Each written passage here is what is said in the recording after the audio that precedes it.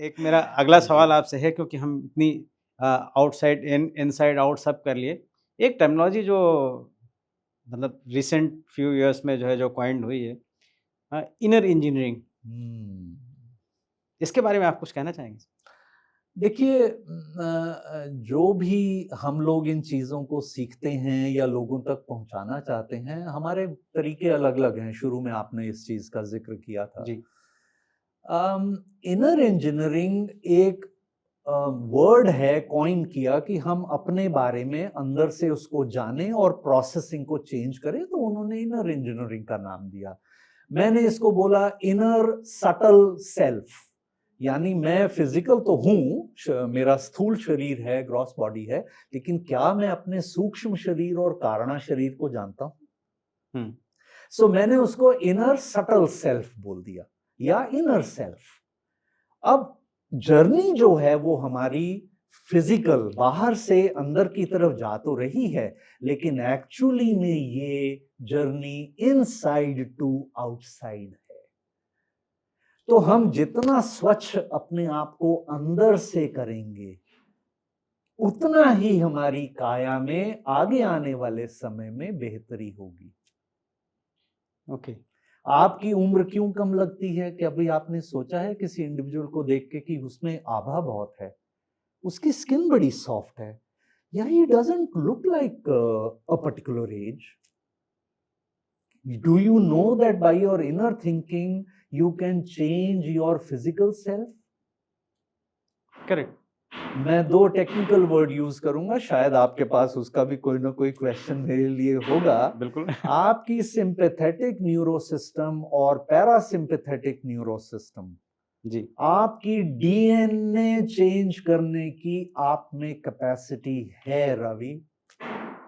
मैं scientific terms use कर रहा हूं। मैं न्यूरो साइंटिस्ट से बात करने के बाद इसकी आपसे बात कर रहा हूं। जब मैंने अपनी चौथी किताब लिखी, मुझे बहुत रिसर्च मोड में जाना पड़ा। वो आपकी चौथी किताब के बारे में मैं जानना चाह रहा था। उसमें आपने जो है, ये किताब तो अपने आप में बहुत ही डेप्थ में लिखी हुई है। उसमें आपने ये सब कवर किया है? उसमें मैंने सिंपैथेटिक न्यूरो सिस्टम और पैरासिम्पैथेटिक न्यूरो सिस्टम्स के बारे में और डीएनए के बारे में दिया है कि आप दिन की दिनचर्या में क्या कर कर अपने ये चेंजेस ला सकते हैं। और एक उदाहरण आपके सामने बैठा है रवि। जी। 2013 तक मैं हर चलती हुई चीज खाता था, इंसानों को छोड़ के। हर चीज खाई है। मैं जो बोलूंगा आप सोचोगे हैं इस बंदे ने ये, चलिए आर्मी की बात अलग है। लेकिन 2013 5 नवंबर Deepawali, something inside me told me you don't need it anymore. Today I am sitting in front of you. For the last 12 years I have not eaten anything non-vegetarian. मैं ये जरूर कहूंगा कि उसको नहीं चाहिए कि कौन खा रहा है या कौन पी रहा है या कौन नहीं खा रहा है, वो आपकी अलग चीज है, लेकिन आपकी शुद्धि एक अलग चीज है, और ये हर इंसान की इनर कॉलिंग है। तो करेक्ट। हम जब इनर इंजीनियरिंग से इसको कनेक्ट करते हैं, तो आपका जो इनर सेल्फ है उसको हमको डेवलप करना बहुत जरूरी हो जाता है अपने जीवन में। तो आप अन्नमय कोश से ही शुरू कर रहे हैं। हाँ, तो मैंने उस चीज को कहा कि आउटर से मैं अपना पहले तो, अब देखिए आप फूड डाइटिंग करते हैं, हुँ। मैं आज ये खाऊं आज ये ना खाऊं, मंगलवार है मैं ये खाऊं या ना खाऊं। मैंने एक वर्ड कॉइन किया है, थॉट डाइटिंग। ओके। आपने कभी आज तक थॉट डाइटिंग का सोचा है? नहीं, सोचा नहीं है। आप अपने बॉडी में 4 तरह से चीजों को डालते हैं। नंबर 1 खाना, नंबर 2 जल, हुँ। Number 3 breathing, number 4 thinking. Thinking. और कोई जरिया नहीं है आपके अंदर। मैं 5 ज्ञान इंद्रियों की अभी बात नहीं कर रहा। 5 ज्ञान इंद्रियां अलग हैं और ये 4 मैंने आपको अलग बताए। खाना, पीना, श्वास और सोचना। तो आपके ये 9 द्वार हैं। आप इन 9 द्वार पे कंट्रोल कर लीजिए, चेंजेस शुरू हो जाएँगे। आप देखिए आपकी ट्रांसफॉर्मेशंस शुरू हो जाएंगी। लेकिन हम ज्ञान इंद्रियों पे हमारा कोई कंट्रोल नहीं है, ना हमारे को हमारी सोच पे कंट्रोल है। पानी का पता ही नहीं कितना पीना है। डू यू नो पानी पीने के नियम है? वो लेकिन हम बॉडी लोग वेट के हिसाब से तो हम लोग कुछ भी नहीं करते, डूज एंड डोंट्स हैं। हम्म, हम लोग श्वास आने दो जाने दो, आने दो जाने दो, पता ही नहीं। और हमारा खाना बल्ले बल्ले, कुछ भी खा लेते स्ट्रेस में हो तो स्ट्रेस ईटिंग, मैदे से लेके हर चीज खा लेना, जो आया वो खा लिया, कोई उसका रूल नहीं है। तो भाई फिर तो आपने अपने 9 द्वार का क्या किया? That is where thought dieting becomes important along with food dieting.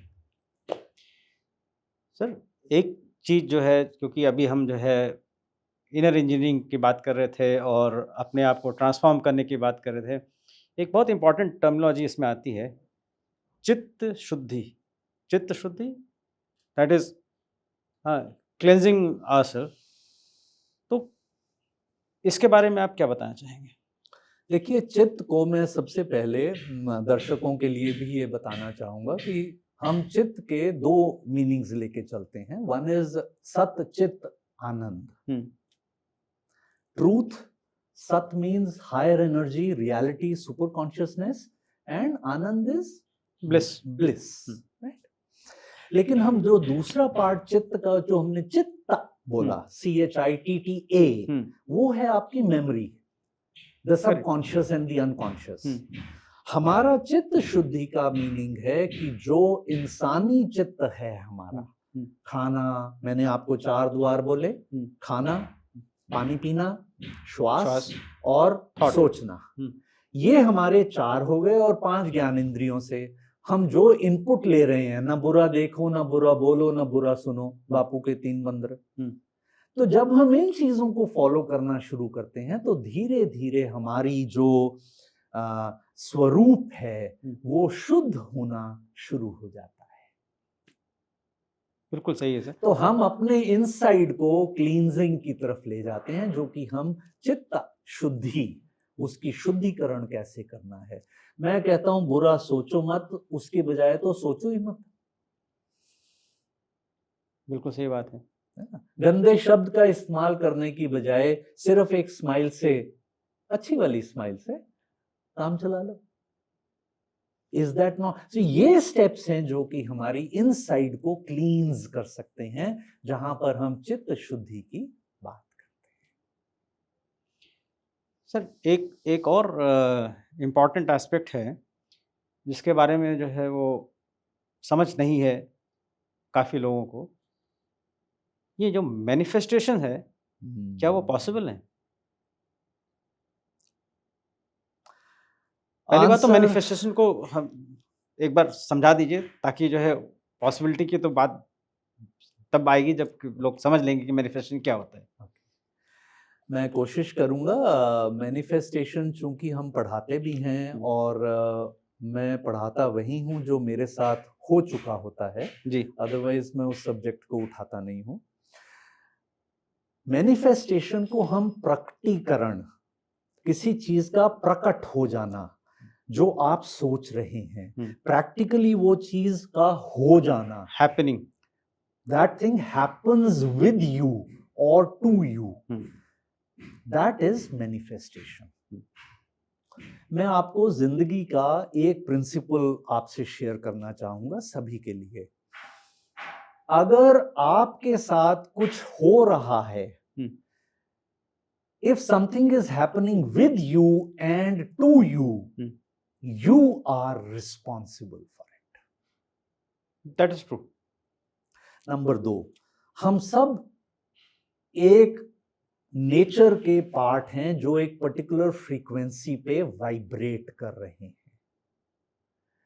अब वो वाइब्रेशन मैं बहुत डिटेल में नहीं जाऊंगा, 963 हर्ट्ज है कि 639 हर्ट्ज है या 369 हर्ट है, वो मैं इतनी डिटेल में नहीं जाऊंगा, but I will tell you हम लोग एक अलग एपिसोड में कवर करेंगे। अलग एपिसोड में करेंगे।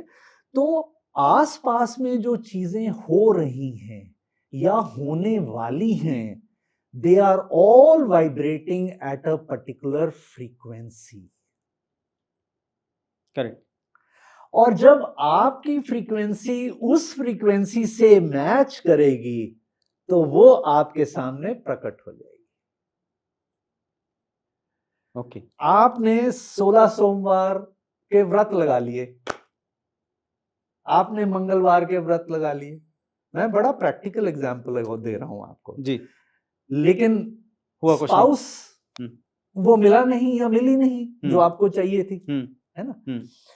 तो ये फर्क आता है आपकी वाइब्रेशनल फ्रीक्वेंसी उतनी हुई या नहीं हुई। मैं इसको एक एग्जांपल से और दूंगा। आपने नदी पार करनी है, कैसे करेंगे?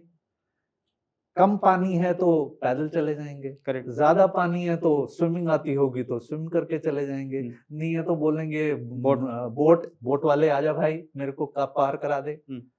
अब मैं आपको एक सिचुएशन देता हूं, आप बोलो मैं तो इसी कोने पे बैठूंगा और प्रभु के 16 सोमवार नहीं जो भी करूं, शनिवार करूं, इतवार करूं, फास्ट करूं और बोलूं वो उधर वाला किनारा मेरे पास आ जाए, तो क्या किनारा आ जाएगा? या प्रभु मंदिर उस तरफ हो और बोलो कि भगवान इधर आ बोलो जाए, भाई तो इधर आ जा, नहीं होगा ना, आपको जाना पड़ेगा। आपको ना, अब आपने सही बात बोली।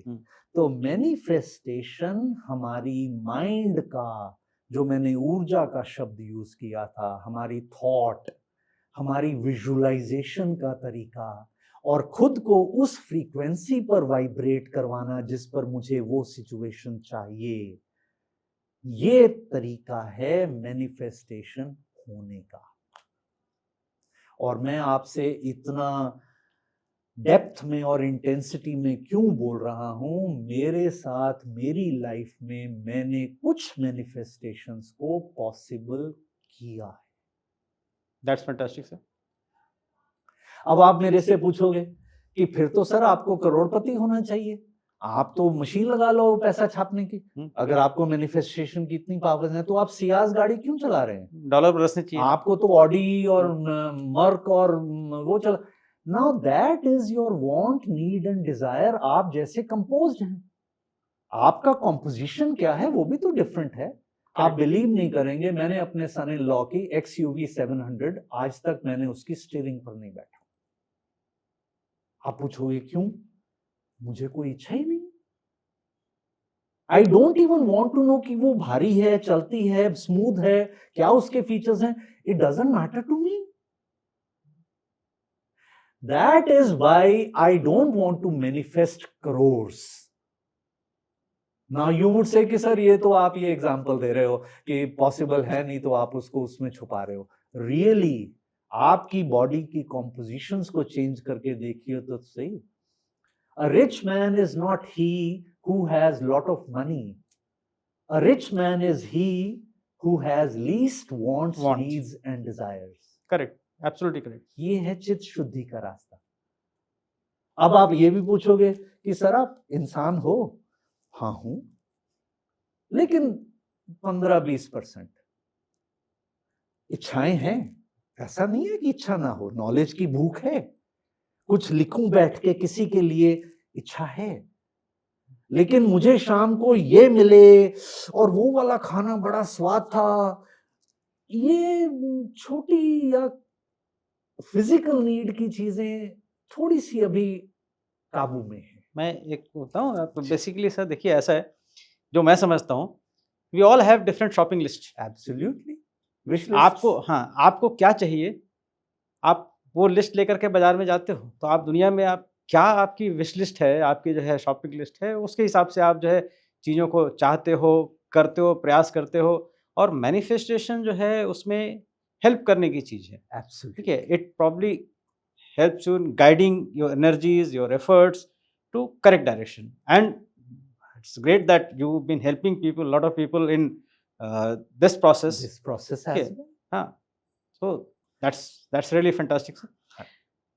सर अभी चूंकि हम लोग यहाँ तक पहुँचे हैं और वांट, नीड और शॉपिंग लिस्ट ये सब हो गई, तो आप ये बताइए कि सर डिटैचमेंट और नॉन अटैचमेंट, ठीक है, और अटैचमेंट, ये थोड़ा कैसे लोग डिटैच हो जाते हैं, कैसे लोग किस चीज़ से, आप नॉन अटैचमेंट की सब बात करते हैं, नॉन अटैचमेंट जो है आप कैसे डिफाइन कर सकते हैं? ओके, देखिए सबसे पहले तो हम सूक्ष्म शरीर, सटल बॉडी, कॉजल बॉडी, कारण शरीर, और इग्नोरेंस ईगो, इन सब की थोड़ा थोड़ा मैंने टच किया, जो Exactly, हमने हाँ। डिटेल में कर लिया। हम्म,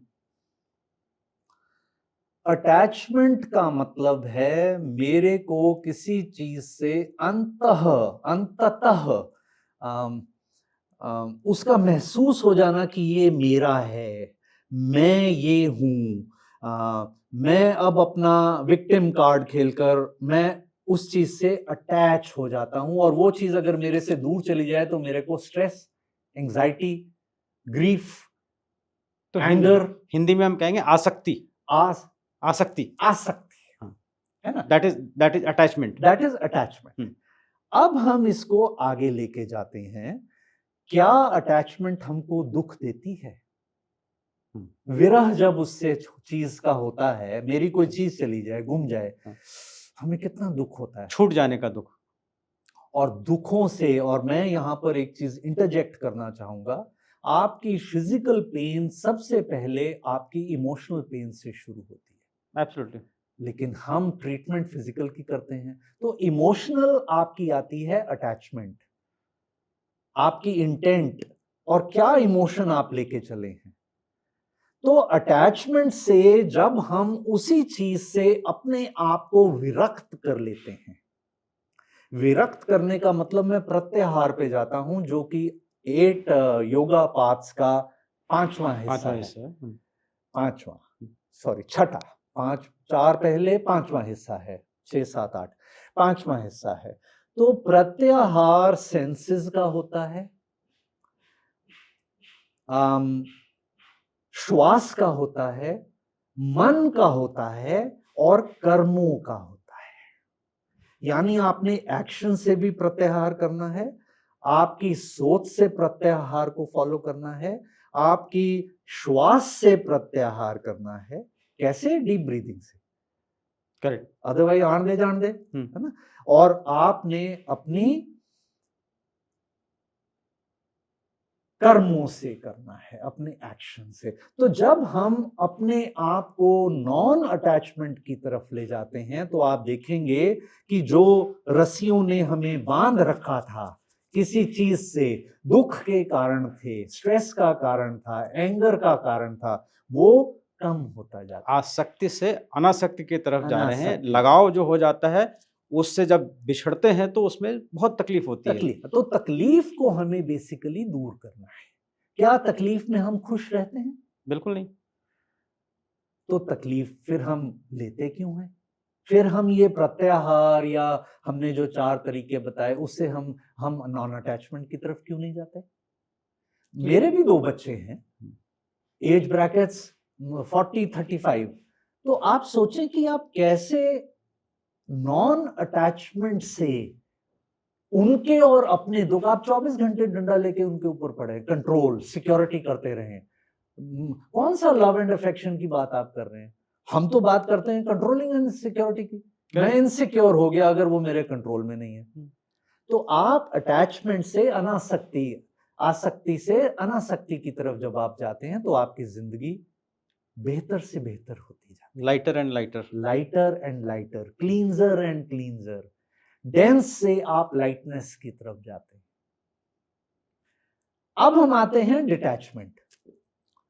लोग कहते हैं कि डिटैचमेंट बेटर है कि नॉन अटैचमेंट। जो मैंने थोड़ा बहुत एक्सपीरियंस लिया है किताबों का और कर्म से जो किए हैं, डिटैचमेंट शायद ये शो करता है कि मैं किसी चीज के साथ अटैच होना ही नहीं चाहता।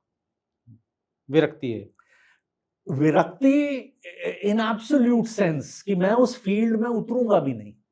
लेकिन मेरे हिसाब से नॉन अटैचमेंट, उस चीज को जानने के बाद छोड़ना, अटैचमेंट होकर मैं उससे उभर के नॉन अटैचमेंट की तरफ आ जाऊं, मेरे लिए एज अ ह्यूमन बीइंग एक बेटर रास्ता मुझे लगता है।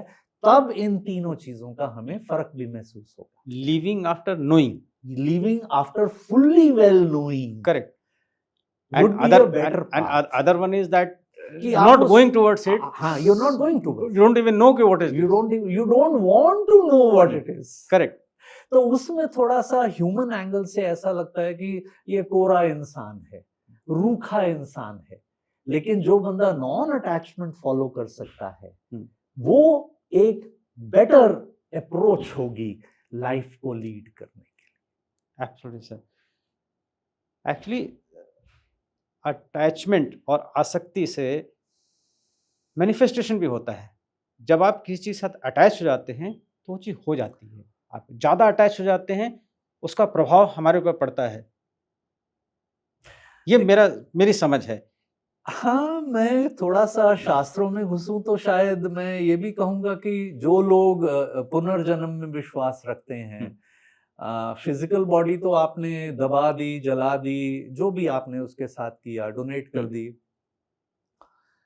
लेकिन जब आप पुनर्जन्म में विश्वास रखते हैं तो वहाँ ये भी कहा गया है कि आपका सूक्ष्म शरीर और कारणा शरीर, सटल बॉडी और कॉज़ल बॉडी आपके साथ ट्रैवल करती है। वो रह जाती है। Anyway sir, we will cover that topic separately. जी, तभी मैं इसमें थोड़ा चुप हो गया कि बहुत ज़्यादा डिटेल में हम नहीं। सर, एक जी। है what is living in a moment. ये हमने थोड़ा-सा पहले कवर किया था। अभी बिकॉज़ ये बहुत इम्पोर्टेंट है लाइफ में। पिछला, अगला और अभी। तो जो अभी है, उसको कैसे बेस्ट यूटिलाइज़ करना है? देखिए, इसके मैं आपको 2 तरह से उदाहरण के साथ एक्सप्लेन करूँगा। सबसे पहले हमने ये कहा था शुरू में कि पास्ट, प्रेज़ेंट और फ्यूचर तीनों जगहों में कहाँ पर हमको रहना चाहिए। तो हमने we came to a conclusion that we need to be in the present moment. Correct. अब प्रेज़ेंट मोमेंट में रहने के 2 डिफरेंट तरीके हैं। One is physically, one is mentally. Physically I can be here, but mentally whether I am here or not is important. Very important. अब मैं mental को थोड़ा सा फर्दर डिवाइड करूंगा। मेंटल का मतलब है थिंकिंग से, और थिंकिंग का मतलब है आपकी इंटेंट और आपकी इमोशन से। इंटेंट और इमोशन 2 जरिए हैं हमारी थॉट के पीछे। तो इंटेंट में प्रेजेंट में प्योरिटी और इमोशन में प्रेजेंट में प्योरिटी, ये 2 चीजें जरूरी हैं।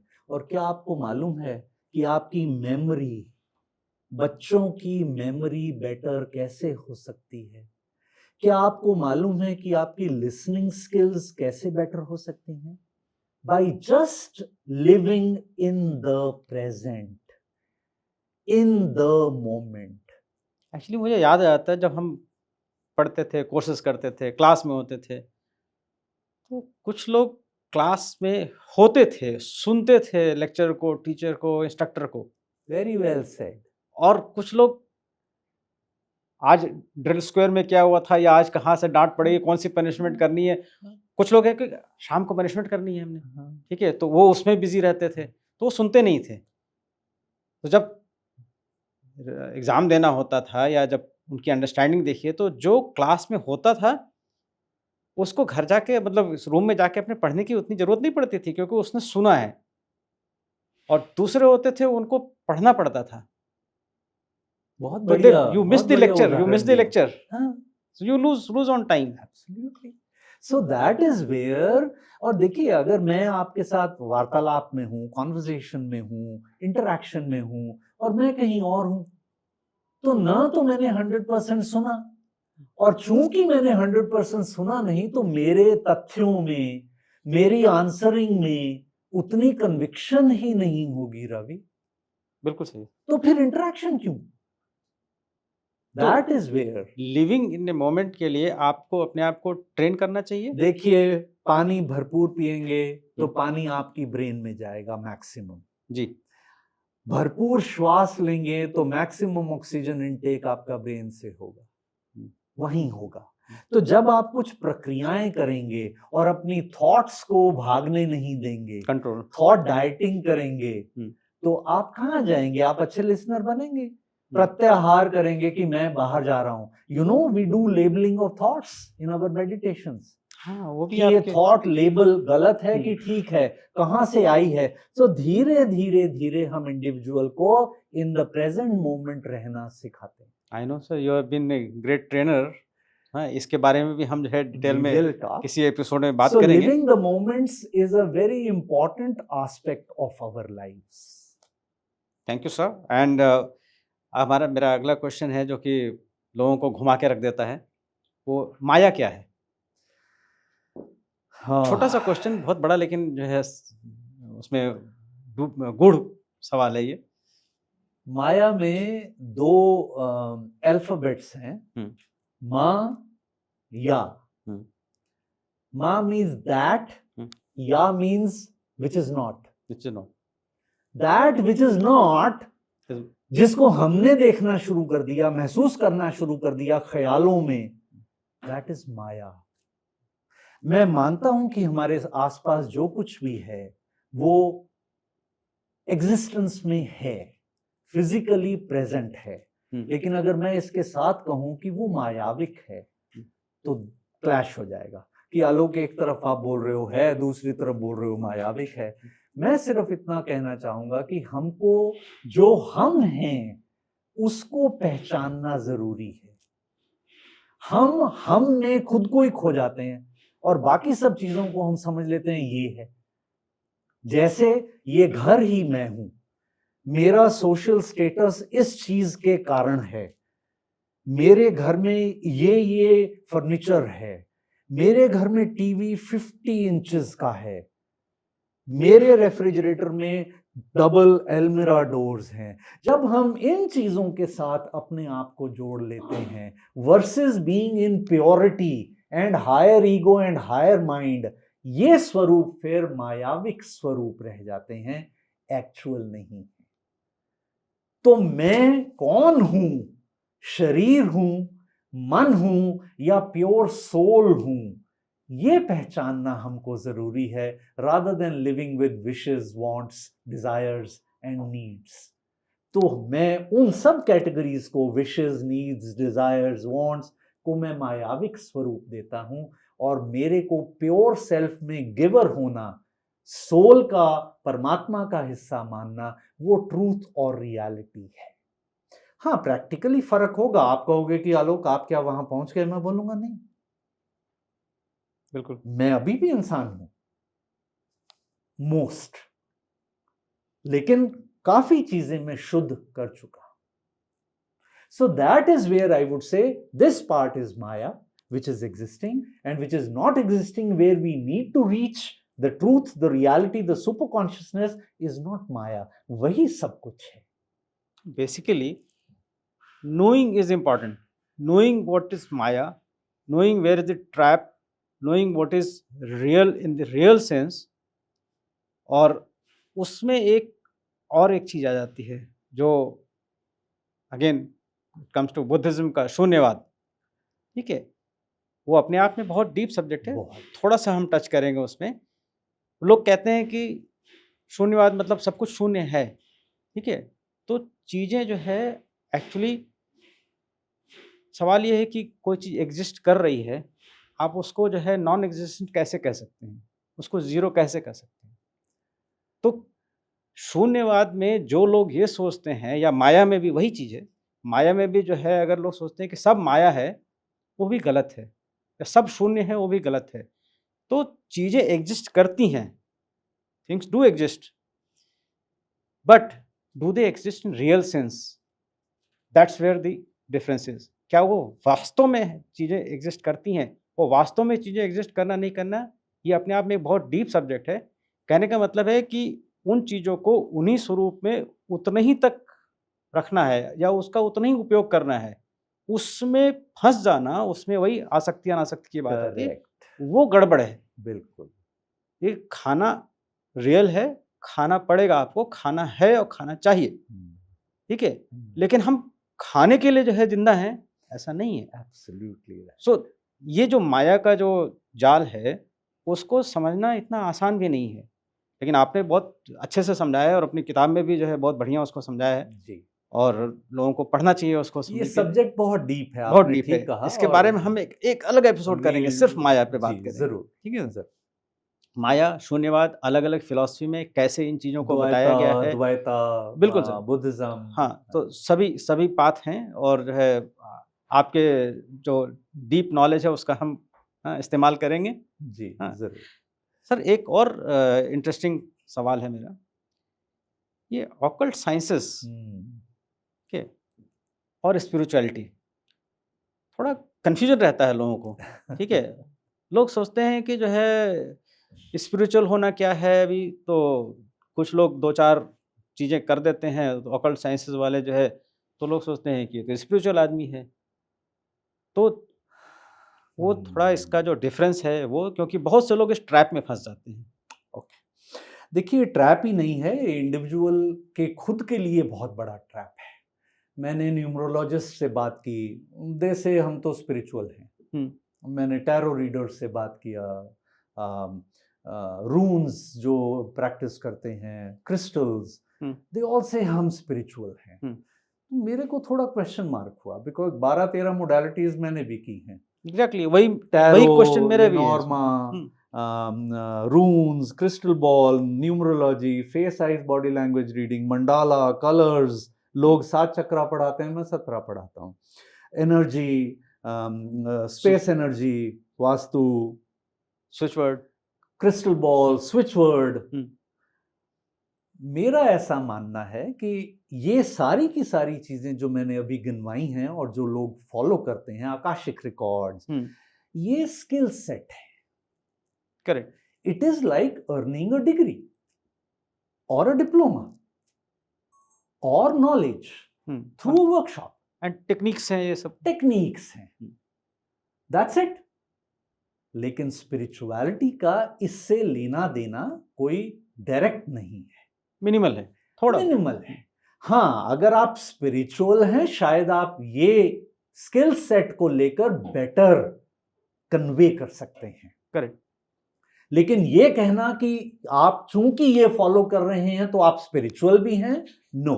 वहां पर स्पिरिचुअलिटी की परिभाषा बड़ी सिंपल है। या कोई स्पिरिचुअल होकर के भी इनमें से कोई भी टेक्निक नहीं कोई जानता टेक्निक होगा। नहीं कर सकता, हाँ, है ना? तो दोनों में फर्क है, हुँ। और इसमें स्पिरिचुअलिटी का भावार्थ जानना, जो मेरा एक्सपीरियंस है या एक्सपीरियंशियल है, हुँ। वो ये है, अगर आप खुद में एक बैलेंस को मेंटेन कर सकते हैं, इमोशनल और थॉट का बैलेंस, इक्वानिमिटी ला सकते हैं, संवाद, संवाद नहीं, संवाद, इक्वानिमिटी, बैलेंस ला सकते हैं, you are on the spiritual path. That's fantastic sir. By any number of practices or skill sets that you have attained. So people also must know the difference between a skill set and being spiritual. Spirituality is not a skill set. Absolutely, that's not. That is not. जैसे समाधि, धारणा, ध्यान और धारणा में फर्क है, उसी तरह से स्पिरिचुअलिटी और ऑकल्ट साइंस की स्किल सेट्स में होना दो डिफरेंट चीजें हैं। Sir, it was very enlightening to talk to you, and I just can't say that we are going to finish this podcast. जी, Our talk, our conversation will continue. So I'll not say that this podcast has ended. This episode or this one has now ended. However, we'll continue talking to you because you have so much of knowledge to impart, and I'm sure our viewers will love to hear you again and again, and they will buy your books, go through them the way you have explained in your books, those diagrams, the way you have explained, enumerated everything in so much of detail. It is fantastic reading, sir. so kind, so kind. Thank you so much, sir. Thank you so much for your time and for your interaction with me. So Thank you, kind sir. of you, Ravi. Thank you, sir.